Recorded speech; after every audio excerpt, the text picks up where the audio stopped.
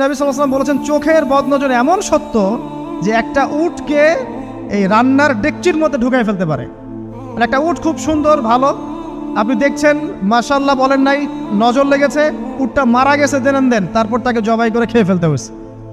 একজন সাহাবী গোসল করছিলেন, গোসল, এটা হাদিস সহিহ, এই আলেম ওলামা যারা আছেন তারা জানেন যে এই হাদিস সহিহ।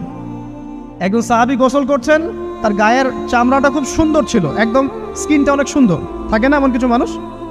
আচ্ছা, এখন আরেকজন সাহাবী এই গোসল দেখছেন দূর থেকে, দেখে বলছেন যে কি চমৎকার তার শরীরের রংটা, যেন কুমারী নারীর মতো, অনেকটা এমন একটা কথা তিনি বলেছিলেন। সাথে সাথে এই সাহাবী অজ্ঞান হয়ে পড়ে গেছে। কোন সাহাবী? যিনি গোসল করছিলেন। এটার আপনি কোনো ব্যাখ্যা দিতে পারবেন না তো, এখানে কোনো সায়েন্স দিয়ে বা মেডিকেল সায়েন্স দিয়ে আপনি কোনো ব্যাখ্যা করতে পারবেন না। একটা ব্যাখ্যা দিতে পারেন, কিন্তু কেন সেটা হলো সেটা আপনি অ্যান্সার খুঁজে পাবেন না।